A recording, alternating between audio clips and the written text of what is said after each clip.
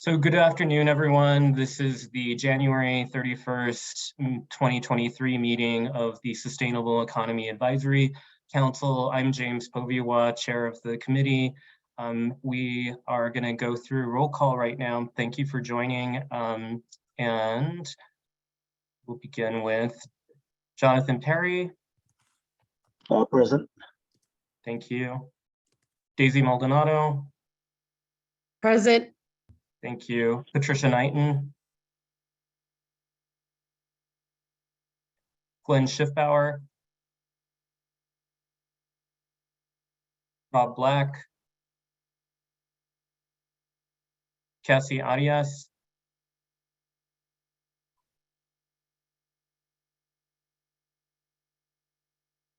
Marissa Naranjo.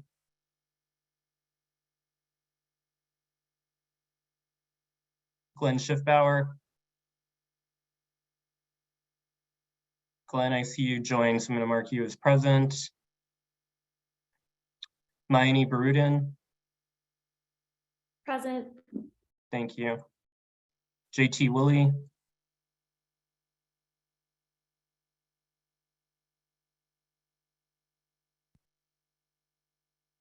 Wendy Atsedy. Present. Thank you. Janine Yazzie.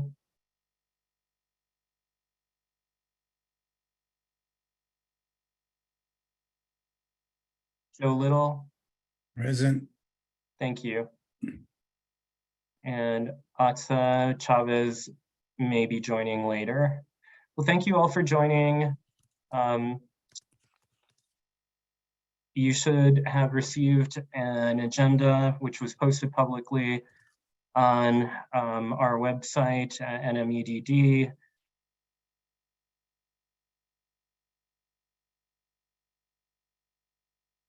I will also have sent out a 2023 meeting schedule, which will be posted on the website at NMEDD within the next week.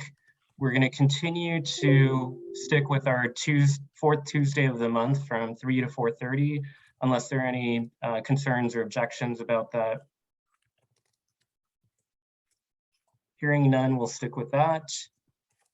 And I wanted just to let you all know that we'll be hearing two presentations, one on HB 188, which is entitled the Economic Transition Division. We have representatives from the Center for Civic Policy and the Power for New Mexico Coalition who will be giving that presentation. And we also will be hearing an update on the Western Interstate Hydrogen Hub Regional Engagement Council, which will be led by staff from NMEDD. So to begin with, I will go ahead and turn it over to Michael Guerrero from the Center for Civic Policy. Michael, do you want to go ahead and introduce yourself and jump into your presentation? Yes, thank you, Chairman Poviwa, members of the council. Great to be with you this afternoon. My name is Michael Leon Guerrero. I'm the Sustainable Economy Policy Advisor for the Center for Civic Policy. Much of my background over the years was involved with community organizing on environmental and economic justice issues going back to 1987. And so glad to be here with you today and looking forward to talking to you about House Bill 188, the Economic Transition Act.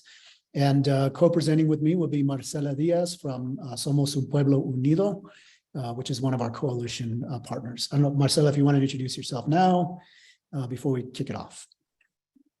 Thank you, Michael. Chairman Poviwa, members of the committee, or task force, we're really excited to be able to present. Somos Un Pueblo Unido is a statewide economic justice immigrant-based organization. We do a lot of work in southeastern New Mexico and have hundreds of immigrant workers and families that are a part of the oil and gas industry in the Permian Basin as members of our organization and shaping our work in this coalition and on House Bill 188. Thank you, Marcela. Chairman Poviwa, I am going to need screen sharing so I can present our PowerPoint. Sure, let me make that possible for you.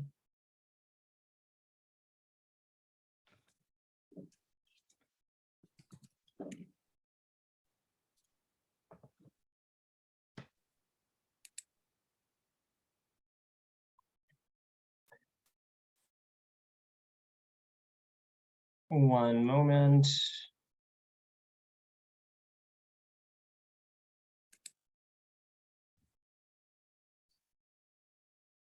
So Michael, if you will, I will make you host for now.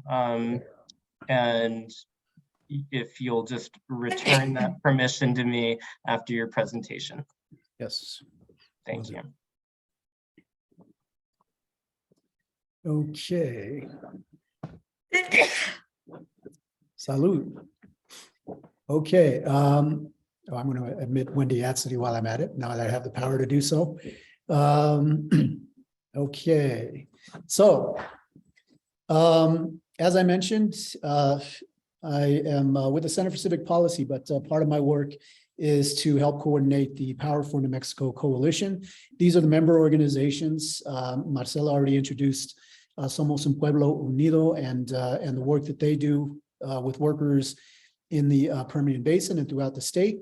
Other members include NEVA, which has membership in the Northwest Four Corners area that are also impacted and involved in oil and gas production in that region.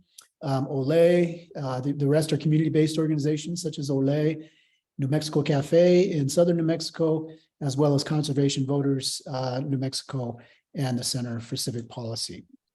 So some of you may be familiar with our work. Our mission is growing community power and amplifying community voices to inform New Mexico's energy transition and shape clean and prosperous present and future led by frontline communities. In other words, our organizations primarily represent people in low-income communities throughout the state, not necessarily environmental organizations, but we want to make sure that those voices are at the table as we define climate and sustainability goals in the future and in today, and for instance, in the legislature this year. The previous work of Power for New Mexico included work around the Energy Transition Act to put in provisions, particularly around worker and community support through that transition. Clean energy workforce development study that was done in 2020. We have to do community outreach for that study to inform what the needs are around clean energy workforce development in the state. And then also Senate Bill 112, which created this body and the Sustainable Economy Task Force. So we are very committed to job creation, workforce development, and supporting our communities as we transition to a clean energy economy, but also as we're dealing with the boom and bust cycles of natural resource extraction. So I'll pause there on our background and history of Power for New Mexico and turn it over to Marcela to talk to you about what House Bill 188 will do. So Marcela, I'll turn it over to you. Thank you, Michael. So we're very excited that it was filed late last week by Representative Angelica Rubio, and co-sponsors are Representative Ellison, Representative Johnson, Representative Ortez, and Representative Serrato.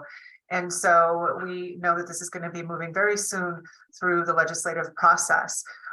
We met with, of course, community members, both in the San Juan Basin and in the southeastern corridor in the Permian Basin, but also with a number of folks from different agencies, EDD,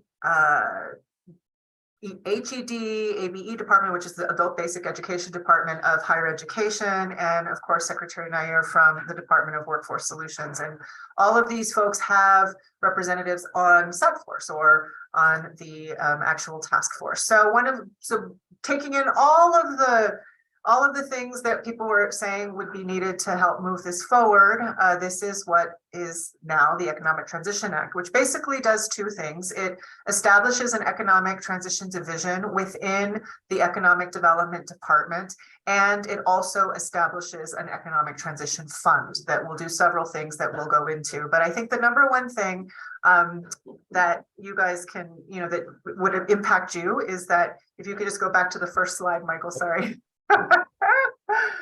Is that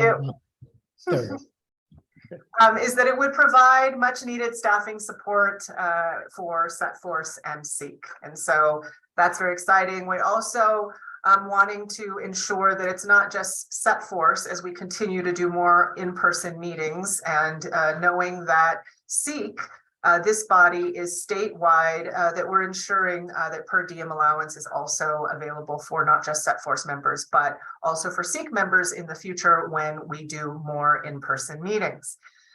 We are hoping that this division can really serve as a tool, as a vehicle to concentrate investments in the social and physical infrastructure and economic development projects in communities that are currently dependent on extractive industries and that will likely see, if they haven't already seen, a major transition. So of course, for us right now, we're thinking primarily in the Northwestern Wheat region and in the Permian Basin. This office would also be able to facilitate movement of both state and federal funds and receive state and federal funds as a part of the larger Just Transition Fund or the Economic Transition Fund. And there's a lot of federal funding that is available currently from the Infrastructure Act, as well as the bipartisan infrastructure law, and that can go to these communities in transition, and also workers in transition and disproportionately impacted communities.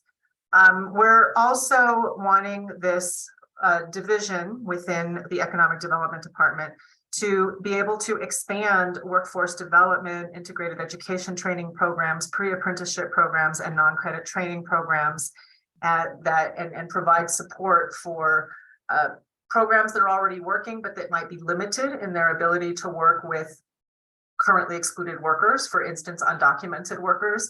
There are a lot of restrictions with federal funding, workforce development programs that can't really serve undocumented immigrants, and yet undocumented immigrants make up a big part of our oil and gas workforce in the Permian Basin. So we want to make sure that there is more funding available and support for these types of innovative programs throughout, apprenticeship programs, pre-apprenticeship programs throughout the state, particularly the Permian Basin in the southeastern region. We want this fund and this office to be able to bolster the safety nets for communities and workers. And so that looks like providing financial support to displaced or transitioning workers through wage replacement, income support programs, expanded healthcare coverage, which is a real issue for folks who no longer have healthcare coverage in the San Juan Basin, as well as other services while they're retraining for other industries, or even receiving soft skills or other, participating in other non-credit programs through their higher education institutions or apprenticeship programs. Next slide. Oops. Yeah, did it again. Technical. We want this office to be able to collaborate with DWS and the Adult Basic Education Department of the Higher Education Department on coordinating and really thinking through what it really takes to have good workforce development opportunities, worker support programs, and worker health and safety in both extractive industries and in emerging industries. A lot of people in New Mexico, and even when we're talking to legislatures at the Roundhouse about this bill, forget or never knew that, it's almost half of the industry, the oil and gas industry specifically, is made up of Latino workers, and the vast majority of these Latino workers are immigrants, both documented and undocumented, who are in the most dangerous jobs. And so people are having, we're the state with the second highest number of fatalities in the country in this industry, and there really isn't a lot of support for immigrant workers or non-immigrant workers who are impacted by the dangers of this industry. And so we want to make sure that both this industry, as well as new emerging industries in our communities, are healthy and safe, and that we're ensuring health OSHA standards and enforcing them, and providing compensation for workers who are not trained adequately and who end up hurting themselves irreversibly on the job. And we're also interested in expanding this group, which is the Advisory Council, because we saw that we really needed to, in our research, particularly in the Permian Basin, that we really do have a lot of folks who want to start apprenticeship programs, pre-apprenticeship programs, integrated education training programs, expanded workforce development programs, but they're not really represented, particularly from the higher education institutions in that region on this committee or in the task force. So we're wanting to really be able to beef that up. And so we want to expand and include an additional representative from disproportionately impacted communities, 2 additional representatives from worker organizations that represent workers in transition, and 2 from higher education programs and 1 from an apprenticeship program. So that's what we're interested in expanding to help support the capacity and the work of this group, as well as Set Force as it continues on. One of the other things that we're interested in doing and that would be made possible by the Economic Transition Act is expanding the services of DWS's Workforce Connections offices. I think there are about 22 in the state and many are in rural communities. And so in our conversations with the DWS's secretary, it's clear that we already have some really good infrastructure that we're not utilizing to its full capacity and that we could provide additional support to in order to provide support to transitioning workers, women in the industry, women outside of the industry, other disproportionately impacted communities who may not have access to traditional workforce development programs and support systems. So that's in a nutshell what we're doing. And one of the things that we were very clear about very early on is that the work of Set Force and SEAC is very important and can continue to grow and continue to help coordinate a lot of the different agencies that are doing good work, but there isn't sort of a big picture of what everyone is doing, where the gaps are. And so we wanted to make sure that we could help build the capacity of both Set Force and SEAC to be able to do that job in the next 5 years. So what am I missing, Michael? I think it's just the, we can talk about the appropriations. So we can move on to that, but I think you did a great overview.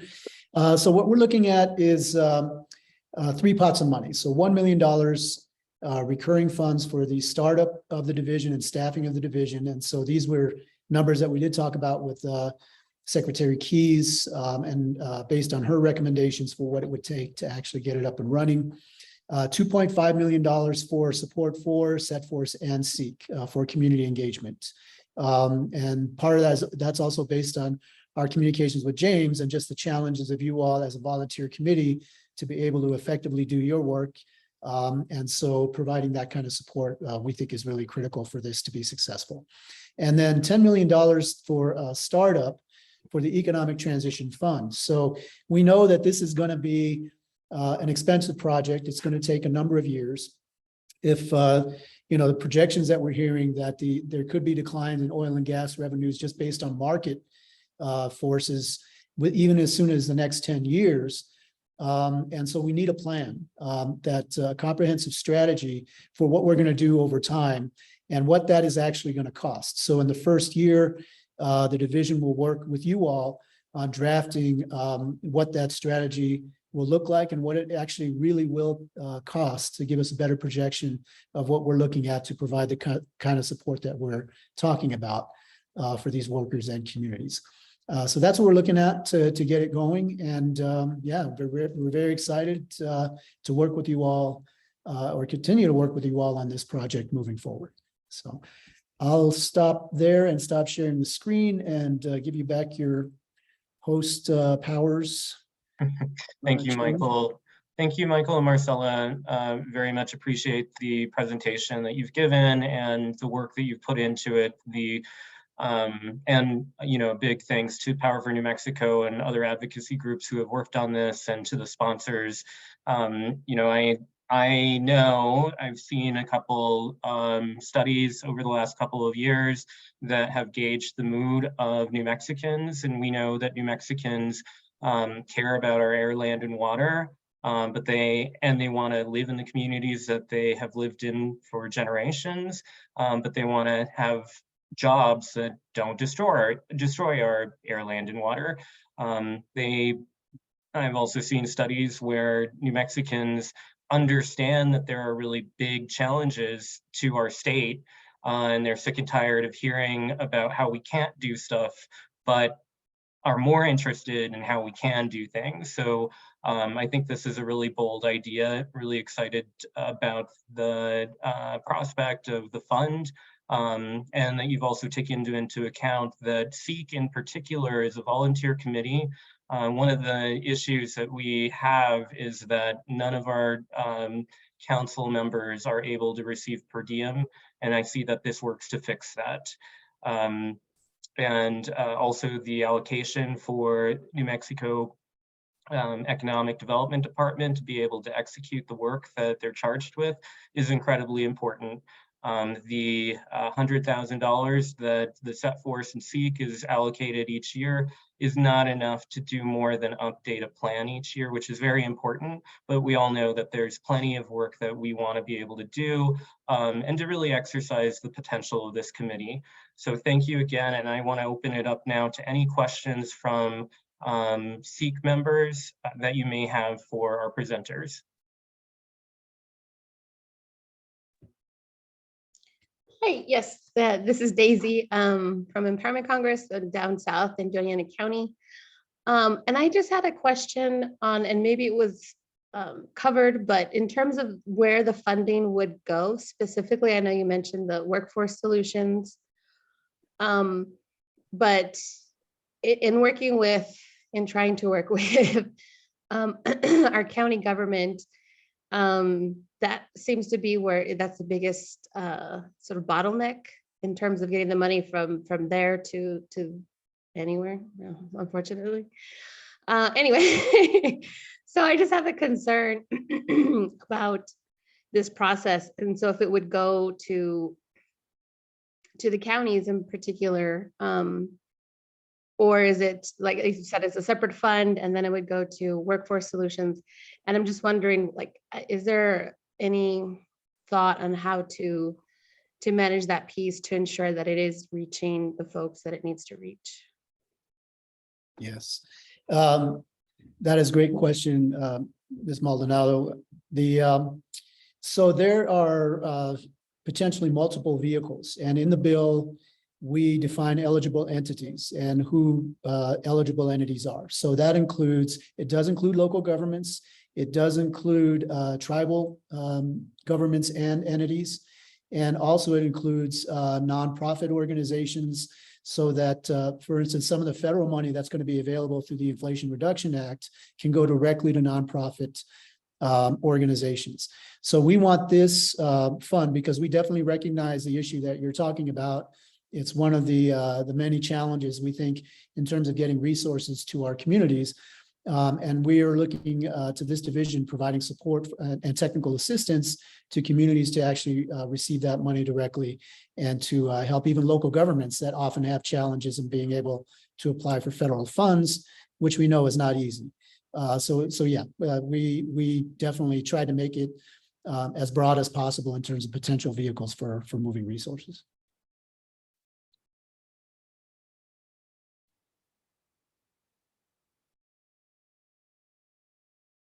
Any other questions? Yes, I have a question. Sure, Jonathan. Thank you, and appreciate the presentation and the information provided. Just a question to our presenters in terms of the tribal communities. How much consultation was provided, and were the tribes involved with drafting up this legislation? Myself, I'm from northwestern New Mexico, from the Navajo Nation, so I come from an impacted community. Just a question. Thank you.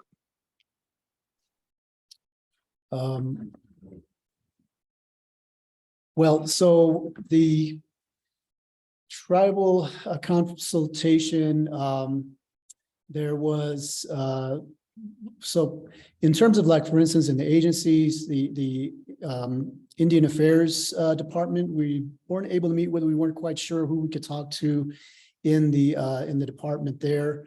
One of our partners, NAVA, which has representation in Navajo representation, we think was doing outreach and discussions with legislators. We don't know exactly how many tribal governments that they actually talked to, but we know that they were reaching out to constituencies and leadership amongst Native communities. So I'm happy. I'm sorry I can't give you more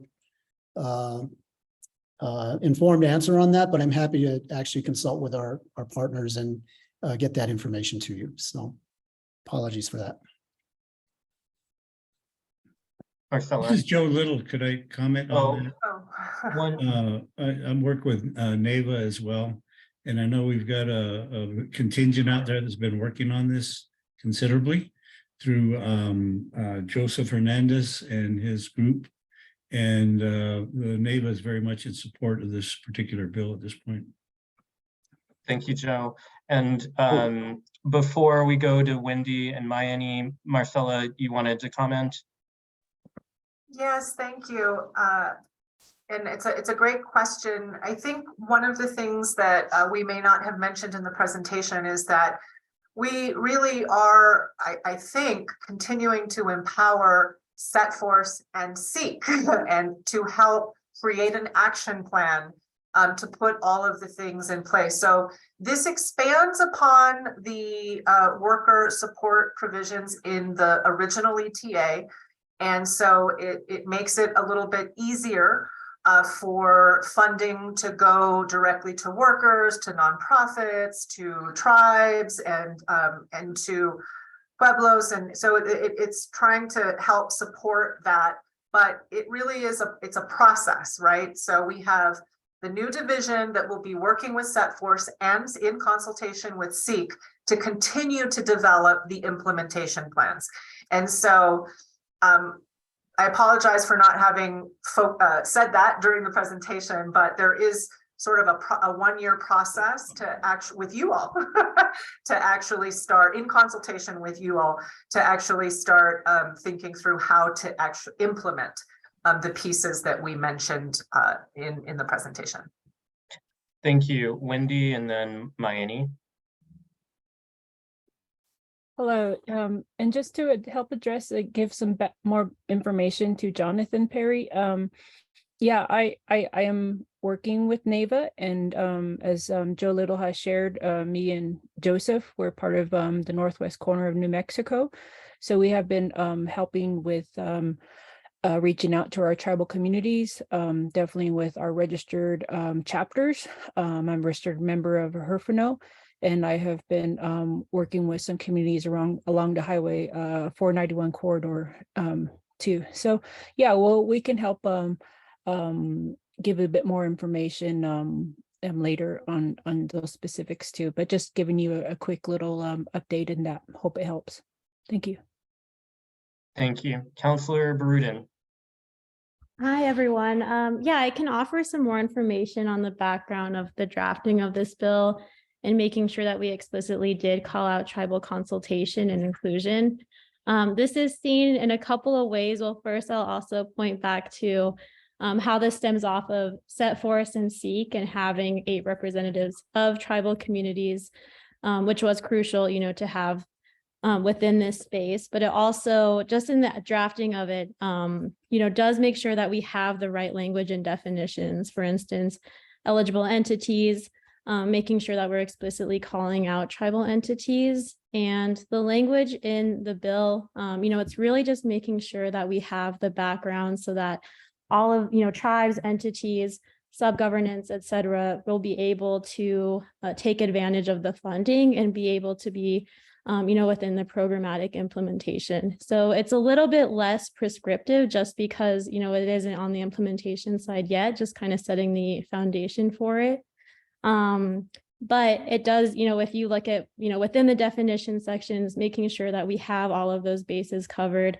And then, of course, making sure that tribes wouldn't be exempt from any of the positive benefits of the fund or other, funding aspects that will be housed within the Economic Transition Fund. Thank you. Any other questions or comments? Chair, just a follow-up question. Sure, yes. Thank you, and I appreciate the group expanding on the information provided. And I'm wondering, in terms of as this legislation goes forward, with for an example, Navajo Nation, If there's in your partnership with other organizations, is there an effort to maybe with these Native organizers to work with their tribal nations to maybe make policy changes to where tribal governments can access these funds and allow them to use these funds in a timely manner? And for an example, again, for Navajo Nation, the internal process would take several years for them to acquire funds like this. And if there's an attempt to maybe do some policy change with the tribal government, maybe with Native organizers to meet the legislation as it gets approved and goes through the process, then that would allow certain tribal nations to take advantage of these funds that become available. Just follow up. Thank you. Yes, thank you, Councilor Perry, and also Councilors Bardine and Atsedy for weighing in on that question. Yes, so one of the things that's important about the Economic Transition Act is recognizing that these transitions are a long-term process, and the investments, as Marcella says, we need deep, early, and long-term investments for them to work, and we want to make sure that tribal governments and tribal entities do have access to the funds. And so, yes, we definitely, as part of this process, want to make sure that that tribal governments and entities are able to weigh in.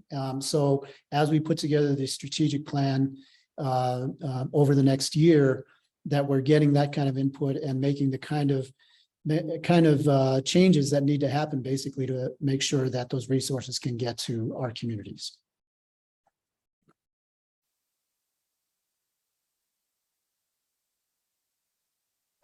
Thank you. Any other questions or comments from committee members?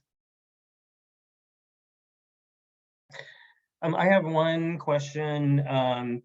Many organizations, community members a couple years ago participated in work to establish guiding principles, equity principles for the governor's climate change task force. And and I see the I see that a lot of the, for instance, definitions of disproportionately impacted communities come from SB 112, which established set forth in SEAC. And I think that many of us who participated in establishing those guiding principles around equity for the governor's task force saw some improvements to the language. And I know, Marcella, you had participated in drafting those principles. Is there any way to create some parity between that language and this bill? Marcella, did you want to respond to that? Do you want me to? I mean, I can start off by saying that initially this conversation about this bill was part of the climate bill that is being drafted by Energy and Minerals and Natural Resources. And that language, those guiding principles are actually incorporated into the language discussion drafts that we've seen around that. So now the Economic Transition Act was actually separated out because we're asking for an appropriation. So yeah, James, I think that's a question that we can revisit, because we're hoping that the guiding principles stay as part of the climate bill. But yeah, it's something that we didn't. Yeah, I would suggest that the definition of overburdened communities was more succinct than disproportionately impacted communities as defined in SB 112. And I thought that that was an improvement. So a suggestion, and also a definition of what just transition is. Okay.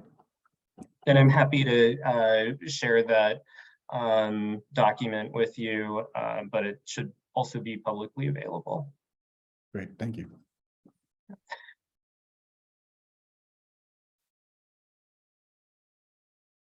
Excellent. Well, if there are no other questions, I am going to go ahead and move to public comment on this particular issue, in case there are any members of the public that are interested in weighing in on this. Oh, but first, Mayani, please go ahead. Sorry, I just had a question to the committee, the council, if we're able to endorse legislation or offer some sort of resolution or positioning on something. I'm thinking, you know, particularly with this legislation, since SEAC would have such an active role in it. I think that is absolutely a possibility. And why don't we just kind of gauge the mood of the council? Is there anyone opposed to issuing a memorandum of support for this legislation?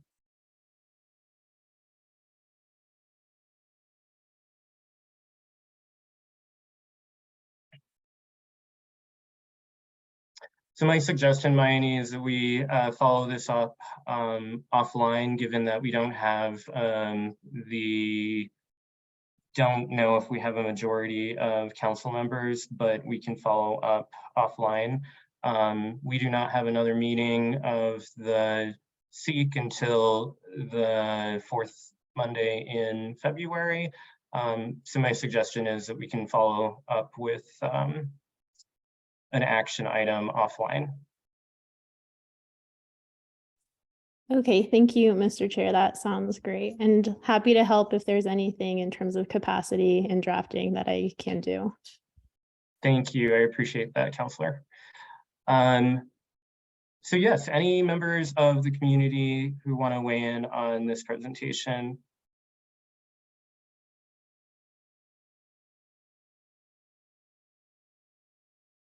All right, well, Mr. Guerrero, Ms. Diaz, wonderful to see you both. Thank you for your presentation. We look forward to hearing updates on this legislation and this effort. Thank you, Chairman. Thank you, councilors.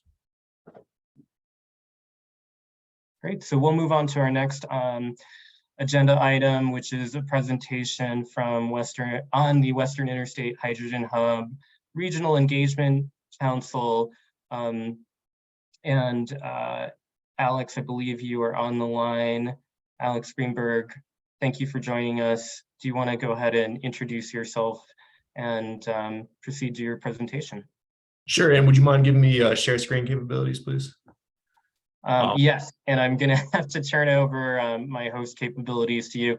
So if you can just be mindful of anyone that might be jumping in the waiting room, and then give me back host permissions when you're done. Will do, thank you.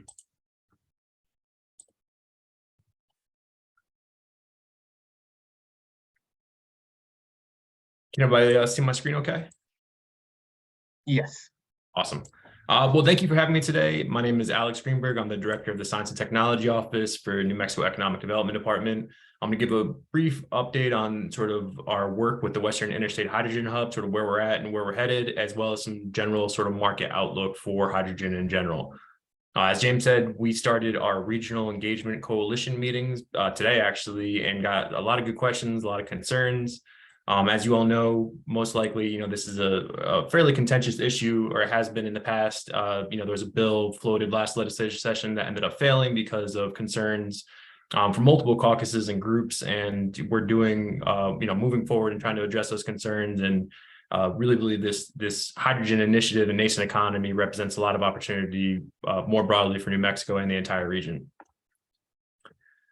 So real quick, just to sort of focus on New Mexico specific hydrogen economy goals, we're working under a couple of executive order, one from 2019, some general Paris Accord climate goals to be have a 45% reduction in greenhouse gas emissions from 2005 levels by 2030 and to be completely net zero by 2050. Similarly, we have an executive order from 2022 to establish the clean hydrogen economy, the purpose of which would be meeting our resilience and economic diversification goals. And the executive order charges all of our executive agencies with supporting clean and zero carbon hydrogen to the greatest extent possible. And I really want to focus on that. The focus is on clean and zero carbon hydrogen.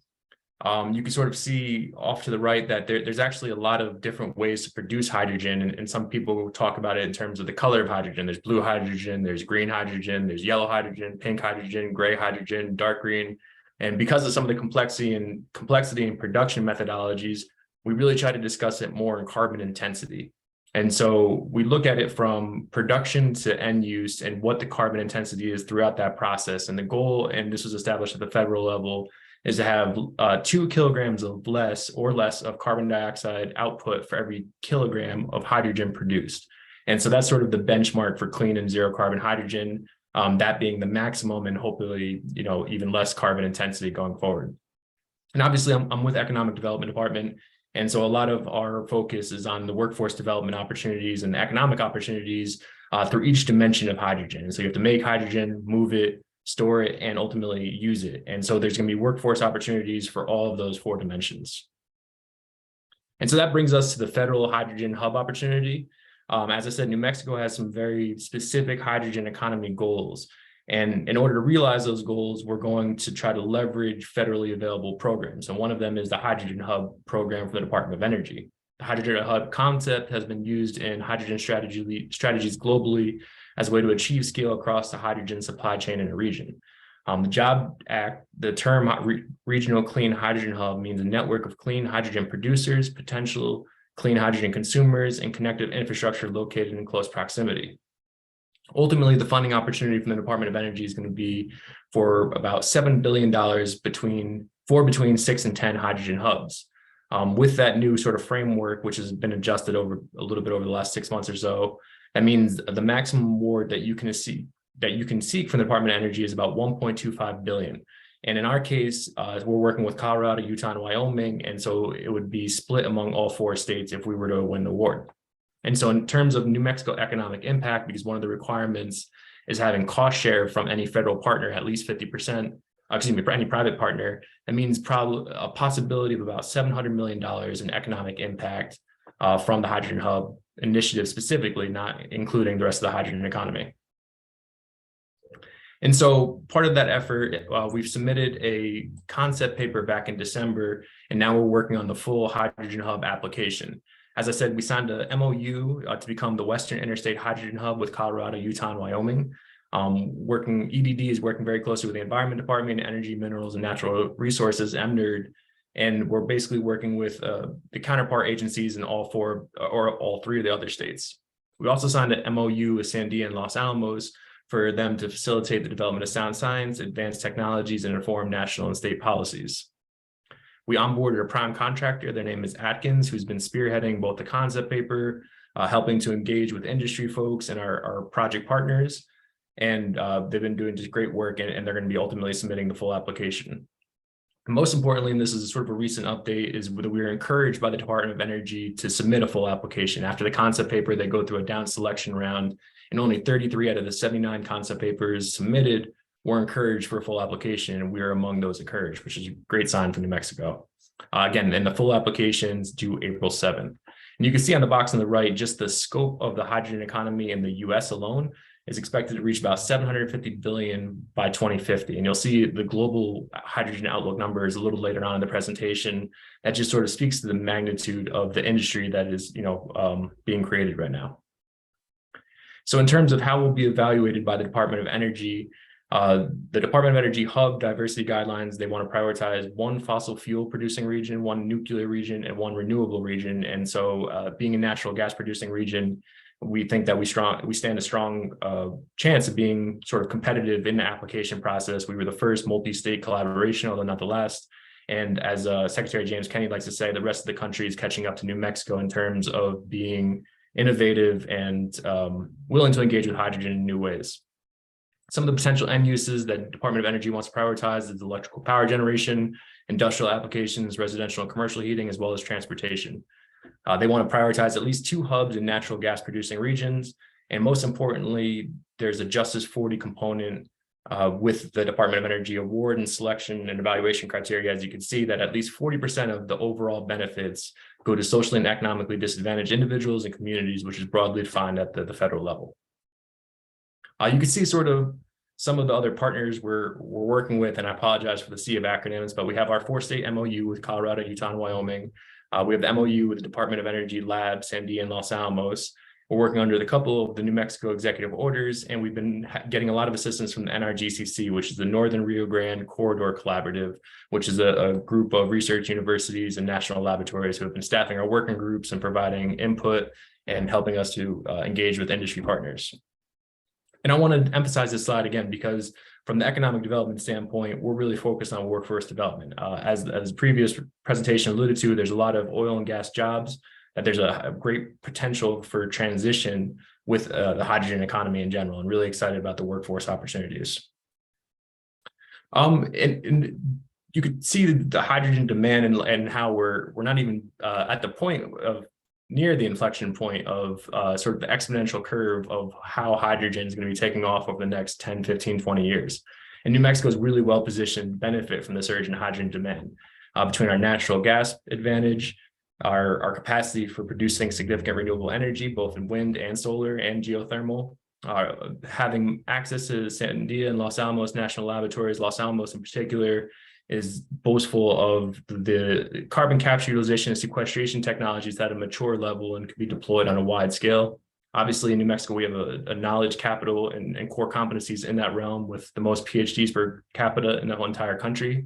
We have a lot of existing infrastructure, and overall represents a significant opportunity for economic revitalization. And our hope at EDD is that developing this hydrogen economy will lead to significant business recruitment, retention, and expansion opportunities. Again, you can sort of see some of the natural assets on this little map. Some of our homegrown hydrogen companies that have already been in the area, and really hope that New Mexico can lead the nation in carbon capture, utilization, and sequestration. We have the intrinsic geographic and infrastructure advantages, and we look to leverage opportunities to pair hydrogen production and renewable energy development. This is the global hydrogen market. As you can see, in the United States is about 750 billion, but globally it's expected to reach about 1 trillion. And this may be a conservative estimate because it was part of a research packet that was created before the Inflation Reduction Act was signed and passed. And there's a lot of new incentives for hydrogen that could really make the US the world leader in hydrogen, which is exciting. We were lagging behind Europe for a long time. And with the IRA, it looks really great for the United States going forward in terms of incentivizing and to some extent subsidizing the hydrogen economy. So specifically for the Department of Energy, that program I mentioned is about a $9.5 billion allocation, $7 billion going directly to hubs, and the rest being sort of prioritized by research and development opportunities and mostly electrolyzer manufacturing. And the goal from the Department of Energy hydrogen is about $1 for every kilogram of hydrogen produced. And that's the benchmark in terms of pricing. I want to just quickly highlight a couple of the homegrown hydrogen companies that were already in the region. As we said, this mostly in 2022, we started going after the Department of Energy hydrogen hub opportunity, but New Mexico has been a leader in hydrogen for long before that. Universal Hydrogen whose goal is to decarbonize aviation. They recently signed a LIDA deal, and they're poised to be a major manufacturing hub on 50 acres. Their capital expenditures estimated to be above 250 million, more than 500 jobs created. Those average salaries will be about $51,000 with an annual payroll of estimated $25 million. They recently got their Local Economic Development Act grant for $10 million from EDD with an additional $2 million to make 12 from the city of Albuquerque. And the construction project alone is likely to represent about 1,200 plus jobs. And so just the Universal Hydrogen Project alone could have about a $700 million economic impact over 10 years. And so that it's important to differentiate the opportunities with the hydrogen hub and the economic impact associated with winning the Department of Energy designation, but just building out the hydrogen economy in general can lead to significant progress if you sort of take this as one hydrogen company and project among many already in the state. Some of the other New Mexico specific hydrogen projects is Biotech. This was a technology that was commercialized and spun out from Sandia National Laboratory. They developed a partnership with San Juan Community College, and they have a program focused on postgraduates that serves as a direct talent pipeline into Biotech, which has been a great opportunity for that community. And the most exciting part is that they actually received an investment from the Catalyst Fund, which was a program from the State Small Business Credit Initiative 1.0 that EDD ended up and State Investment Council administered and ended up working with Sun Mountain Capital to do fund-to-fund investments. More than 8 funds were invested in more than 29 portfolio companies, and just represents sort of the commercialization roadmap that some of the companies look at in terms of getting state incentives, getting assistance from the lab or intellectual property from the labs, and then being able to commercialize on a broad and national scale. Perihito Powder is another success story. They produce basically a catalyst manufacturing company that their product goes into fuel cells, and they're a recipient of the FY21 Office Science and Technology grant, and they've received multiple job training incentive programs. Another homegrown company that's doing well, and recently signed a big series or big financing round from Hyundai, and are really poised to do great things. The Cuesta Superfund site, this is a former mine site owned by Chevron that is working with Kit Carson, National Renewable Energy Lab, and several other stakeholders in Cuesta to produce green hydrogen up north, which would be really exciting as well. Lastly, I believe this is my final slide, and I'll be happy to take questions. We have 4 projects from New Mexico that are identified in our concept paper. They're likely to be more referenced in the full application, but in terms of available financing, these 4 projects represent the ones that are most likely to be the recipient of Department of Energy money if we're awarded. And that includes Escalante, which is majority owner is Tallgrass, Avangrid, and has a couple of projects in the state, Libertad, and then Navajo Agricultural Products Industry, NAPI. In addition, again, want to differentiate between the Department of Energy possible awardees and other companies we've been engaging with as economic development. We've been talking to companies all throughout the country, all throughout the world, producers of clean hydrogen, international companies interested in pilot projects, filling stations with major corporate partners, and had multiple recent conversations with major market players, and really excited about the opportunity this should represent for New Mexico. And I'll be happy to take questions. Thank you. If you could turn back permissions to me, that'd be great.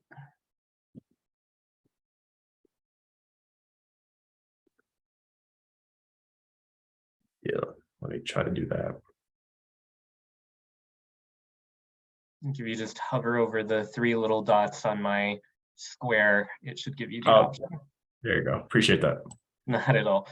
Thank you, Alex. Appreciate you coming to give your presentation to us today. I know there is a lot of interest in understanding exactly what's going on with the state's plan for hydrogen. And I have a couple questions.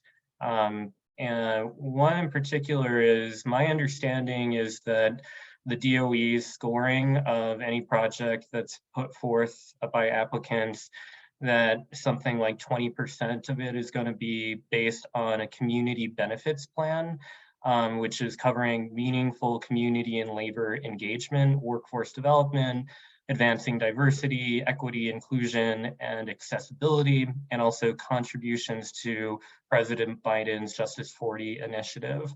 So my question on that is, what sorts of efforts are you all engaging in with ensuring that there's adequate community input into this proposal? And within the proposal, what sort of commitments are you all making to a community benefits plan? And so first, we've been trying to do consultation with communities as much as possible. The sort of the 3 main executive agencies, us, ED, and MNERD. But most importantly, the projects themselves are charged with, if you want to, like you said, if you're going to receive any funding for the Department of Energy, you have to have your Justice 40 sort of requirements met and all your community benefits plan met. And so we're really pushing the project partners that we've identified for potential DOE funding to meet with the communities that they're in and meet those benchmarks. Otherwise, they won't be included in the full application. And if they're not successful in meeting those requirements, we won't be awarded by the Department of Energy.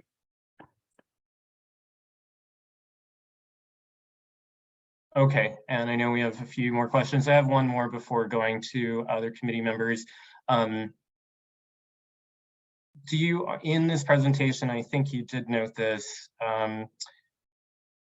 are you considering natural gas-based hydrogen production?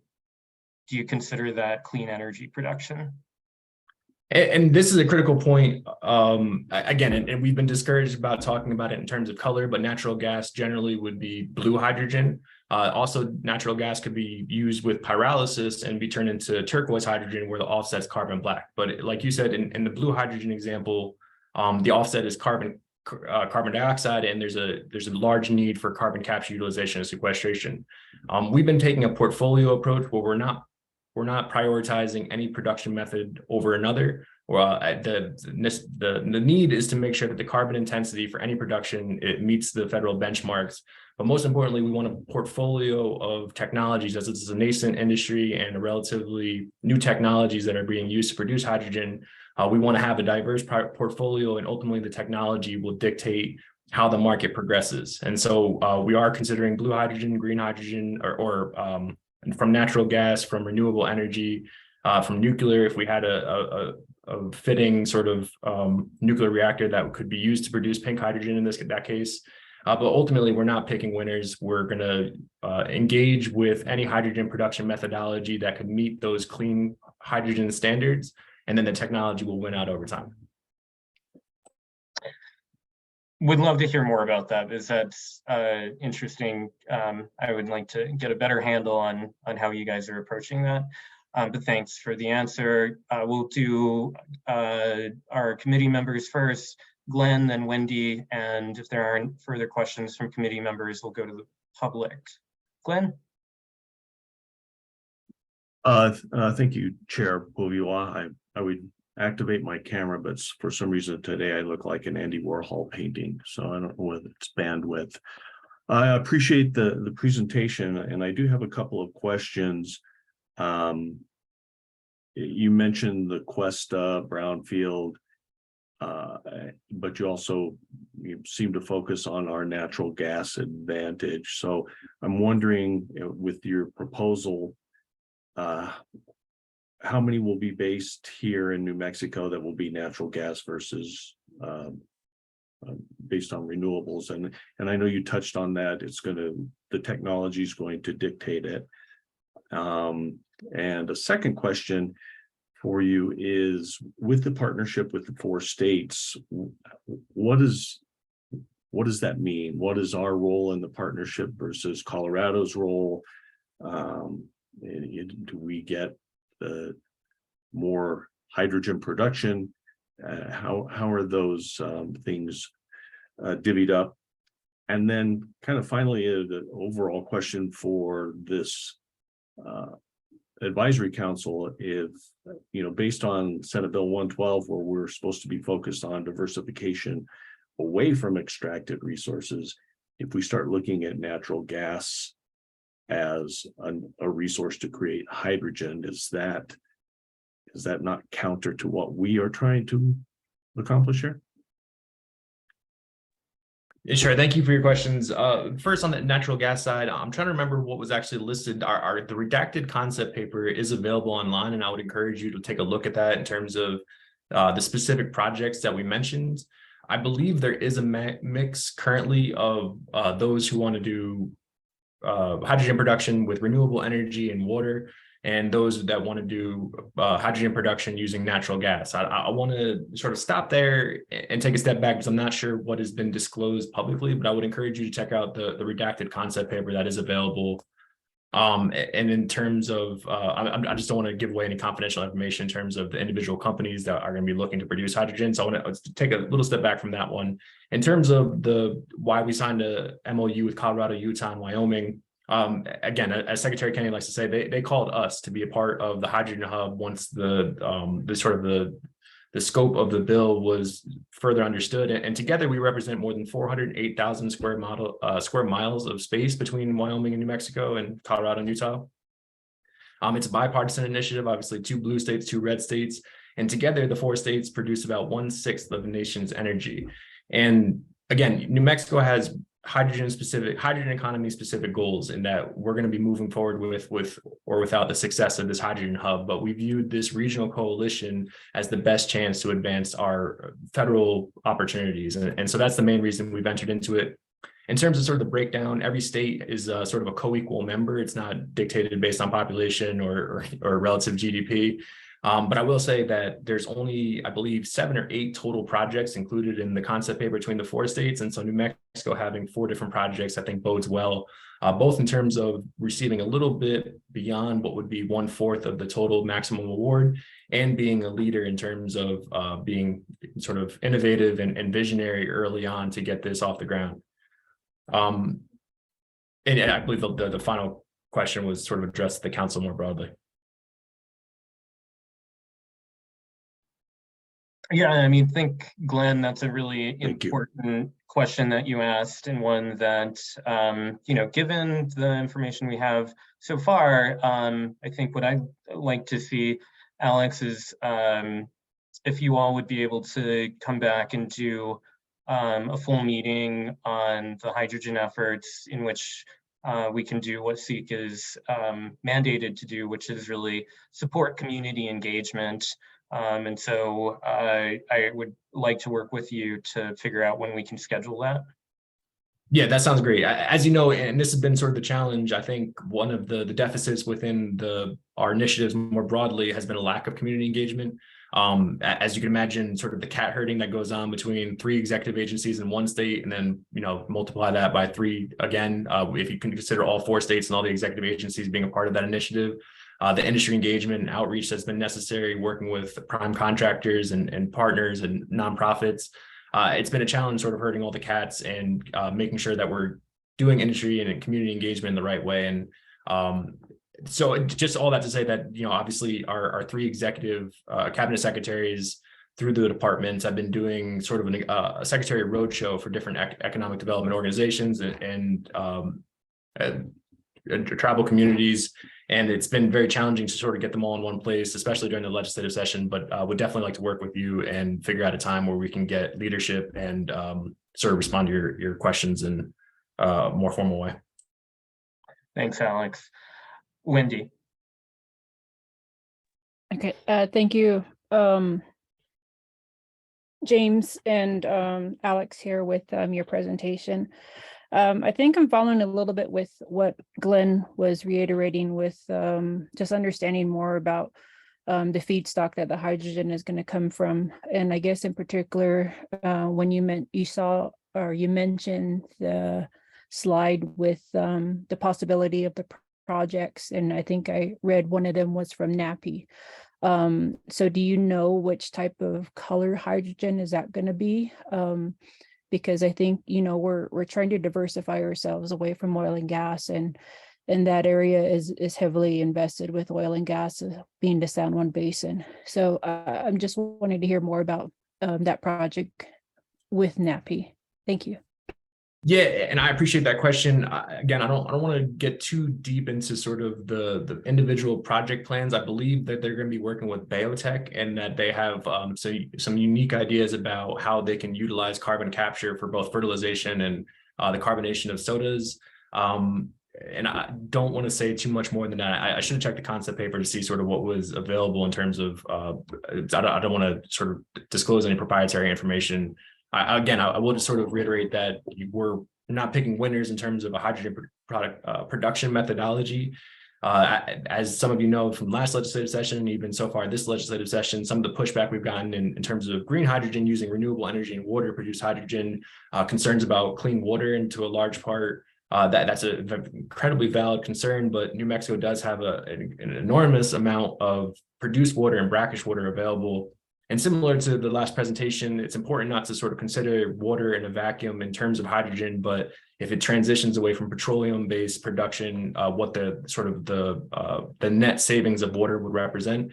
And same with blue hydrogen using natural gas to produce hydrogen, that there is going to be a significant carbon dioxide output. And the question with blue hydrogen, if it could be successful, comes down to carbon capture, utilization, and sequestration, in which case Los Alamos National Laboratory and some of this technology that they have at their deployment will play a big role.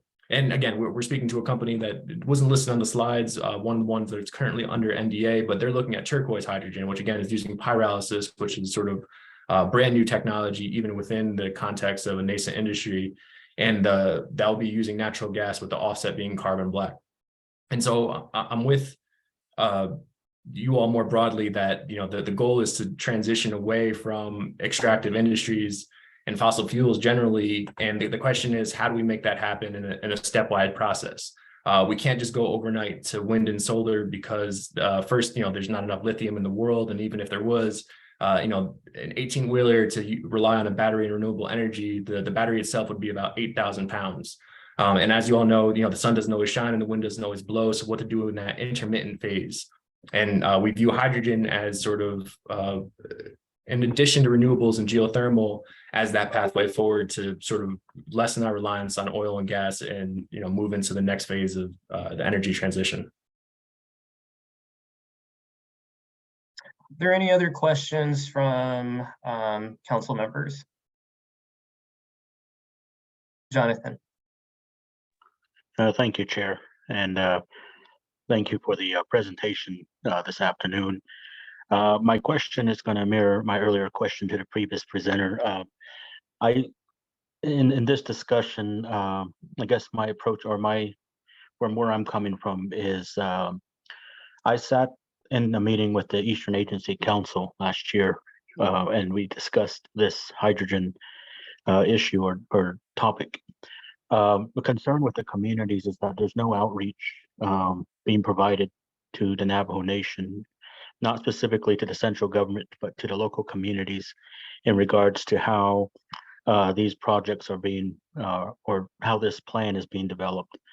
The concern with, and I can't answer for Fort Defiance or Northern Agency councils, but for Eastern Navajo Council, there were a lot of questions on why there's no collaboration with the tribal governments or tribal communities and having these discussions. And there's a great concern on what information is being shared.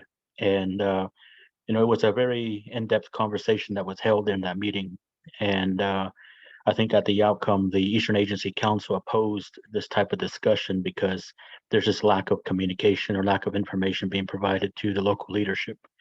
And, as a recommendation, going forward, if we can stress the need to share this information or, openly educate these communities on what the state is doing with these type of plans would be very helpful in trying to clear up a lot of the information that might be shared.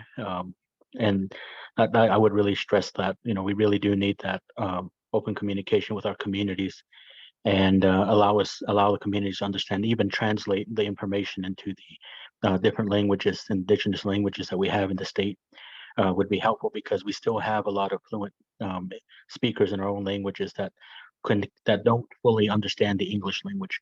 So sharing that educational material will be very important in helping these communities become more educated and aware of these type of initiatives. Thank you. Yeah, and I couldn't agree with you more. It's something that it's a valid criticism against the initiative so far, that we haven't done a good enough job outreach to the communities in general, and especially our tribal nations. I will say that the Department of Energy award, should we receive it, is a 10 to 12-year program.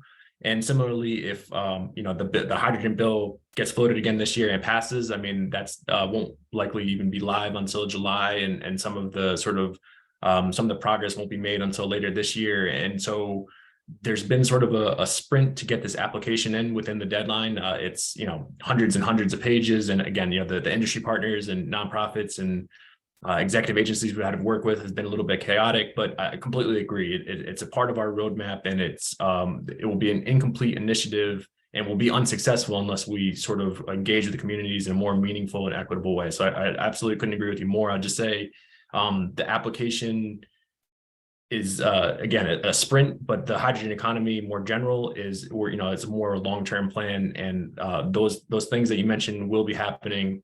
Just hasn't happened expeditiously enough, and that's I think an incredibly valid criticism. So definitely hear what you're saying. Thank you, Jonathan. Thanks, Alex. Any other council members' questions? Thank you. So we'll go to public comment, and Ms. Salazar from Center for Civic Policy. Hi, I have two questions. So I have the concept paper here with me right now, and it says develop job opportunities in hub communities, focusing on benefits to underserved communities. I was just wondering, have those communities been identified, And then how many jobs is that projection, if that's been made? So to a large extent, the project partners that we're working with have identified communities where they'll be working. The exact job count, the goal and sort of the strategy right now between the 4 states is to engage with our project partners, make sure they're reaching all the Department of Energy and our individual state requirements, and sort of step back and let them do the work. We think the San Juan model is going to be a great sort of template for having a community college that has a tailor-made program for input into these new hydrogen economy jobs. But in terms of total scope of jobs, because of how early we are in the stage of project development, it's an unknown, at least from my perspective currently. And is the San Juan Community College, is that focusing on like engineering jobs? I believe so. They're doing a program. I think there's a couple of programs available, but it's been serving as a pipeline directly into biotech, which recently raised their, I think, Series C for $170 million, and also going to be creating a hydrogen hub in St. Louis, and have been really expanding rapidly. And not so much that that's going to be the be-all, end-all programs, but there'll be programs like that that enable a new diverse workforce to enter the hydrogen economy. Because a lot of people are coming from a zero knowledge background with hydrogen. So it's a really potent opportunity for young people, for energy transition folks, and for anybody who wants to change career paths to get into the new hydrogen economy, because everyone's sort of starting at square one in a lot of ways. Okay. And then the next question I have is the water considerations. I know you spoke a little bit on it. So I see that there's several different ways. There's repurposed water from coal plant decommissioning, brackish water, underground saline aquifers. The concern I have there is like how much water is going to be pumped for the hydrogen plant, because I guess my concern is basically just the water table needs to be replenished properly. And if that's not done, you have all kinds of issues. So I just want to get a little more knowledge on that. Yeah, and again, that's going to come down largely to the individual projects. I will say that, like you mentioned, we have an enormous amount of brackish water that all you would need is a desalination plant on the front end of a green hydrogen production facility to sort of expedite that process, and that represents a lot of potential. One of the key concerns, besides sort of the blue hydrogen and carbon capture aspects, has been water, and making sure we're not taking clean water from anywhere, and not sort of destabilizing our underground water. And it's an incredibly important priority. And so to a large extent, some of these hydrogen projects are going to have private water rights already, and are going to be able to go about it the way they have in terms of whatever legal standing they have. And to a large extent, that's where Environment Department and Energy, Minerals, and Natural Resources are going to come in to make sure that the state engineers involved, and that sort of all that consideration is met, and doesn't. We don't want to sort of jeopardize New Mexico's future by focusing on this hydrogen production opportunity. And so I don't have specific answers in terms of how much water would be produced, but I do want to reiterate again that it's not sort of water use in a vacuum. It's compared to what the alternatives are, and compared to petroleum production, hydrogen uses a lot less water, even if it was using clean water, again, which there's a high likelihood that it won't be. And so to sort of evaluate it in a vacuum could sort of lead to conclusions that aren't necessarily, that if it leads to a net savings, that should be a priority rather than using any water to begin with. I don't know if I stated that exactly clearly, but the two most frequent concerns that we've heard without a doubt has been, what about clean water? And we don't want to use any of that for hydrogen production. That's not necessary. And is carbon capture, utilization, and sequestration at a significantly mature level to deploy on a wide scale? And so we'll be watching both those things closely. And again, I think the technology will win out. That the production methodology will depend on which companies and firms have been successful, and want to make sure that we're not jeopardizing New Mexico's future for the present. Okay, thank you. Thank you, Alex. Any other questions? Comments?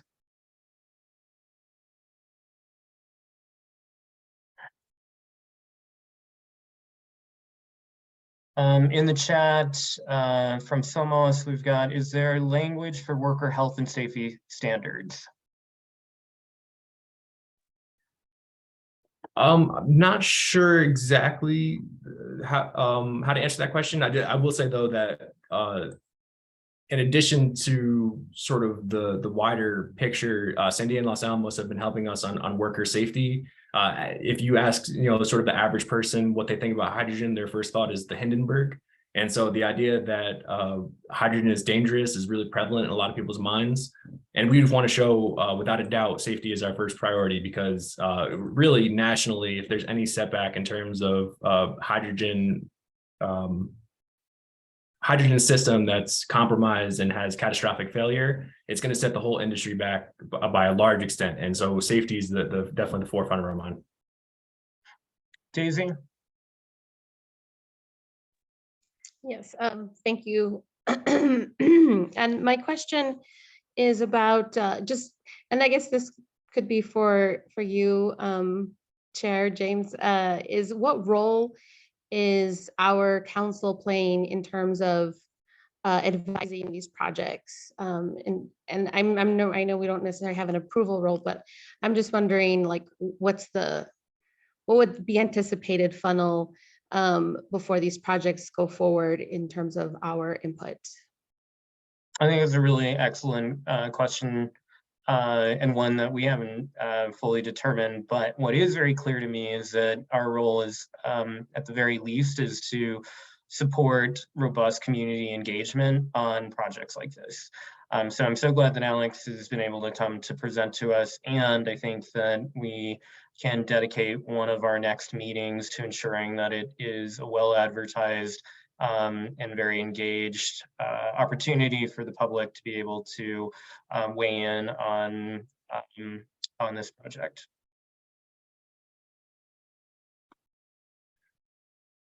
All right, well, seeing no other questions or comments, thank you, Alex. Really appreciate you coming to present to us. Looking forward to communicating more with you on this issue. And I'm going to move to final public comment. If there is anybody out there that has anything that they wanted to bring to the council in the last few minutes that we have on this call.